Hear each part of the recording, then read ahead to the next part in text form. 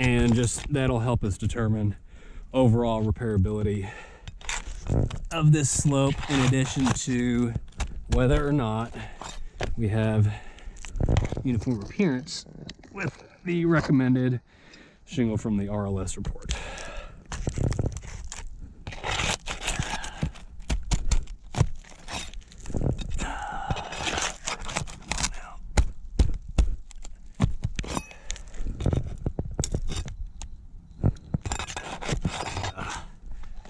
This shingle's going to be difficult. Well, this is my favorite part of these videos, is the struggle. They only take 3 times longer than they necessarily should.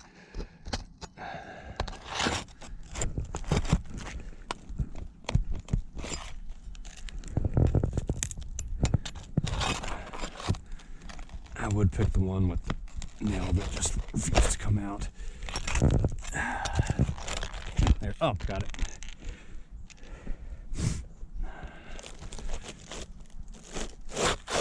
Still hinged on one.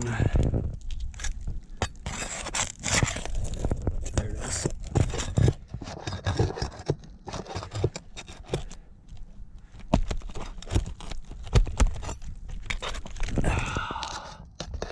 It is this guy right here.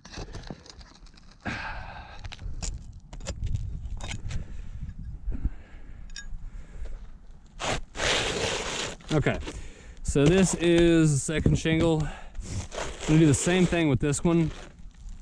Give it a little bit of a bend. You can see there, just a little bit of manipulation to this shingle is cracking it. And we see this on older shingles. Take in and just give it a little bit of a push, which is required. I mean, we've got cracking here where it's causing delamination underneath the teeth. There's no manipulating this shingle enough for repair without causing some level of structural damage to it. So when we're looking at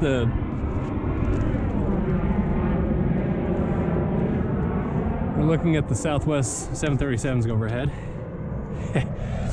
So when we're looking at this, the top of the shingle right here, I'm not seeing any major material transfer. Everything is pretty much sealant based.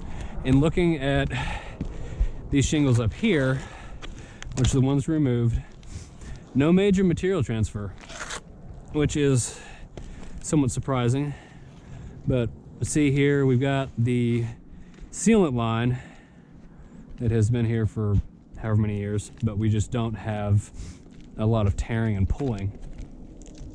But we've got a pliability issue. So just so I'm doing my job as a roofing professional, we're gonna add a few extra nails to this shingle, just because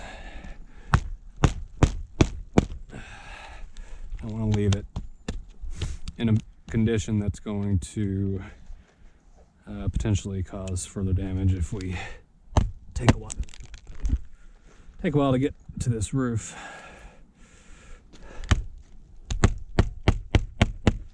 Okay, so this is the recommended shingle for the repair, Timberline HDZ in weathered wood. And again, when we're looking at the underside of this shingle, this is made in the Enos plant, and this is current production with current measurements. So let's get this guy in place. And I've already got an issue with one of these nails not coming out.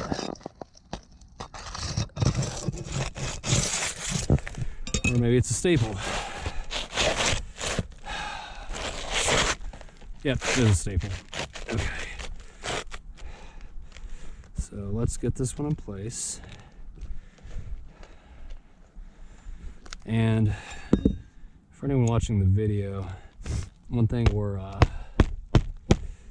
looking at with pliability is not necessarily the new shingles we're putting in, but anything on top of the shingle that we're fastening under.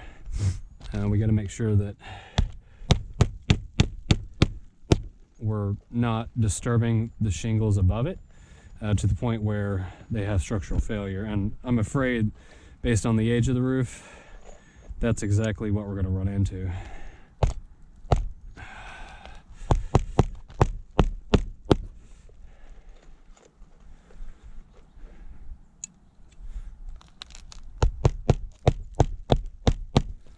So I'm gonna go ahead and 6-nail this guy in here, and you know, making sure that I can properly fasten this. This shingle has to be manipulated enough for me to get the to get a nail and a hammer under here. And so if I'm thinking about lifting this guy and lifting it enough to be able to have access to this nailing zone,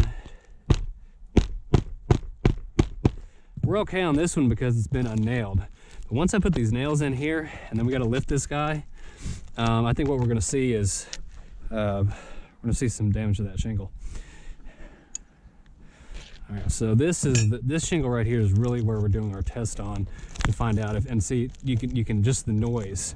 If I'm lifting it enough to be able to nail in this region right here, you can hear the cracking, and you can see the almost universal and congruent delamination of these teeth of the tabs all the way across the shingle, and that means that the shingle is failing this test.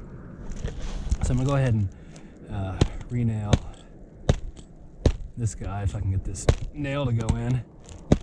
Magnet on my hatchet is quite strong. Okay, so this is the real test on this second shingle from a repairability perspective. So this guy on this shingle's got a little bit of a wiggle to it, but that's pretty normal, especially in this kind of weather.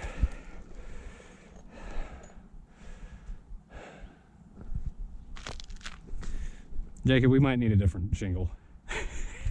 This guy's kind of wonky. This one's better. Yeah, that one's much better. All right. Okay, yeah, this shingle's better. Okay, so this one looks pretty good.